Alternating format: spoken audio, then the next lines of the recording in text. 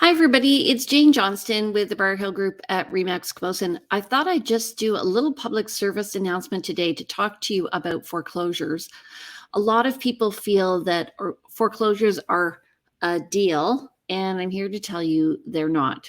So here's the process. When somebody lists a property, what happens normally is somebody else will write an offer and then it's accepted. You remove your conditions and then you purchase the property if all goes well. In a foreclosure, that's very different. So usually what happens in a foreclosure is somebody has missed a few payments or they owe money, somebody's put a lien on the property, and then they call in the loan. And right now what's happening generally is the first lender will be the one who will be calling in the loan. So you've maybe gone into financial difficulty and you've missed a payment or two, and so the bank calls you and says, what's going on? And you're like, oh, okay. And so normally you would just pay it off and then be no problem. However, what that does is it actually puts a little flag on your account. And so if it happens again, then the bank starts to wonder, what is the financial kind of solubility, I guess, of somebody? What is their ability to continue paying off their mortgage? And they may, what is called an issue foreclosure proceedings. So they would go to the court and they would ask for what's called an order nisi, which would mean that your place would then be placed into foreclosure. And you, as the owner, then become the tenant of the property, and the bank becomes the owner of the property. And then they assign a lawyer to sell the property, and the lawyer hires a realtor. So you can avoid all of this if you know that you're going to actually be going into financial difficulty by actually selling the property before it gets to the court proceedings.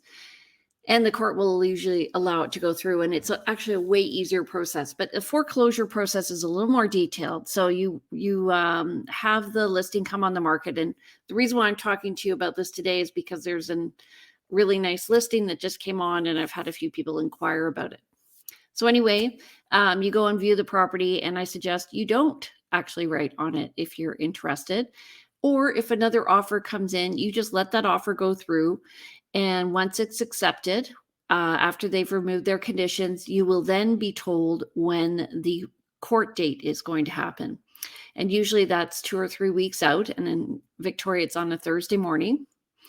So then what you do is you submit a copy of the MLS sheet and your financing. You go to your mortgage broker and you get qualified to write an offer, and you will get an opportunity to go into court. And again, the first bid is presented, and then what's called the master of the court or the judge will then ask if anybody else wants to write an offer, and you submit your offers. And you get one kick at the can at this now. So everyone submits their best offer, and then they all go back to the judge. The judge or master of the court then makes a decision, and then the property's yours. So what do you have to do? You have to have your deposit in place.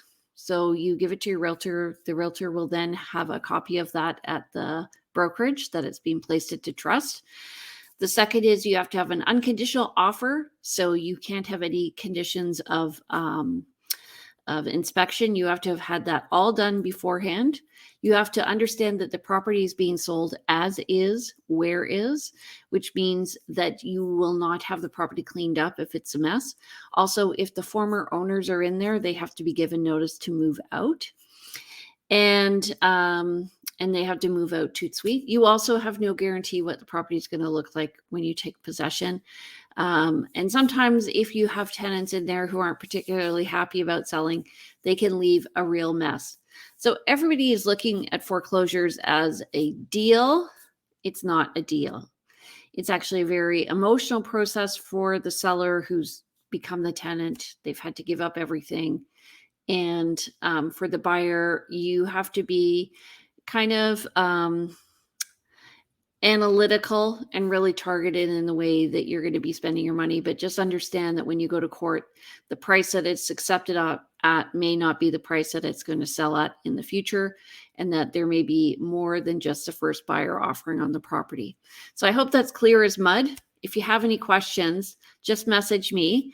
You can reach me at the Briar Hill Group at gmail.com. You can give me a call at 250-744-0775.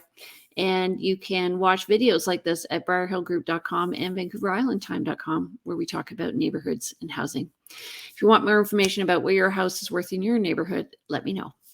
All right, everybody, have a great day.